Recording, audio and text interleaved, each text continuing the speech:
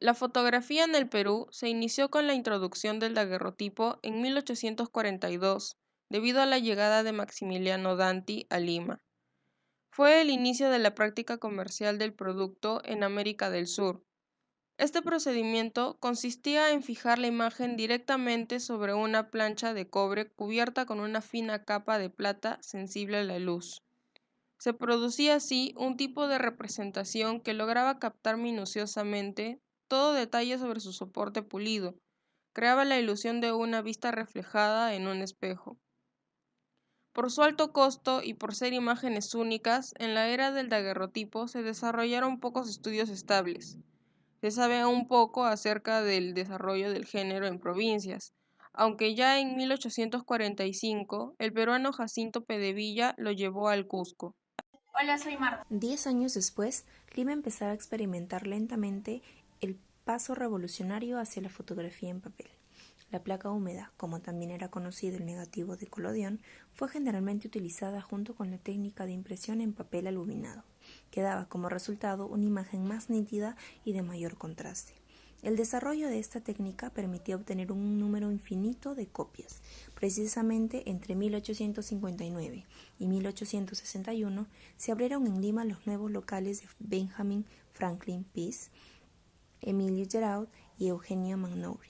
Este último llegaría a ser luego, bajo la administración de los hermanos Couret, el negocio fotográfico más acreditado del siglo XIX y permanecería activo hasta el siglo XX. Hola, soy Juan. Entre los pioneros más destacados en la fotografía estaban Eugenio Couret, quien llegó a la capital peruana en 1860 para trabajar como camarógrafo. En 1863 fundó con su hermano Aquiles el estudio Fotografía Central, o también conocido como Casa Couret, donde retrató la aristocracia limeña. También introdujo el formato tarjeta de visita con las medidas de 6 por 9 centímetros, que democratizó el acceso a la fotografía a la que antes solo podían tener acceso grandes élites. Otro de los pioneros más destacados en la fotografía es Martín Chambi, un fotógrafo puneño considerado como pionero de la fotografía de retrato. Es, sin duda, la figura dominante de este rubro en la primera mitad del siglo XX en Perú. Establecido tempranamente en el Cusco, Chambi se vinculó con algunas de las figuras más destacadas del indigenismo cusqueño. A diferencia del movimiento limeño, que centró su atención en el indio y el folclore contemporáneos, el Cusco generó una mirada historicista y arqueológica que afirmaba una reivindicación regionalista. El interés por la cultura regional lo llevó a emprender un extenso trabajo documental, que abarcó el registro de la etnografía, los monumentos coloniales y los sitios arqueológicos del sur andino. Además de mantener un exitoso estudio comercial, Chambi cultivó una veta artística diferenciada, reconocido por sus fotos de profundo testimonio biológico y étnico. Ha retratado profundamente a la población peruana, tanto a los indígenas como a la población en general. A comienzos de la fotografía documental mostraban gran interés por los conflictos armados.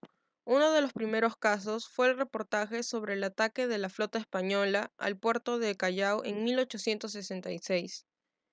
También se realizó un reportaje sobre el conflicto originado en el desierto de Atacama, entre las fronteras de Chile y Bolivia, con un motivo de que se habían localizado minerales de nitrato y estos países tenían intereses en estos.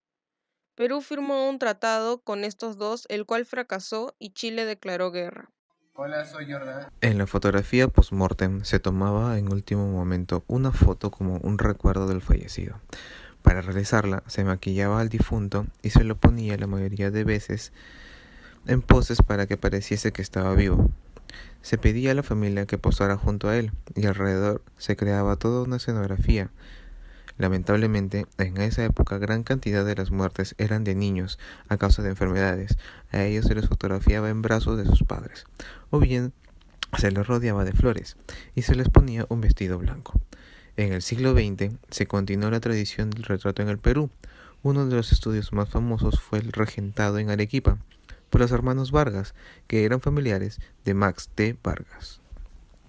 En la fotografía moderna existía una tradición de fotografía ambulante con un cierto carácter etnográfico, en la que se puede mencionar a los hermanos Crisanto y Filiberto Cabrera. Algunos de los retratistas más destacados fueron Emilio Díaz y Juan Manuel Figueroa Aznar, que retrataba a la alta sociedad en Arequipa y Cusco. El reportaje gráfico realizó un seguimiento de la actualidad en el Perú. Los periodistas extranjeros han seguido los acontecimientos de relevancia internacional como el fenómeno de Sendero Luminoso o las diferentes crisis políticas. A partir de 1981 destaca la figura de Carlos Chino Domínguez, cofundador del diario La República, quien es considerado como el mejor reportero gráfico del siglo XX en el Perú, y su archivo es el único que guarda fotografías inéditas de personajes del mundo cultural, político y social.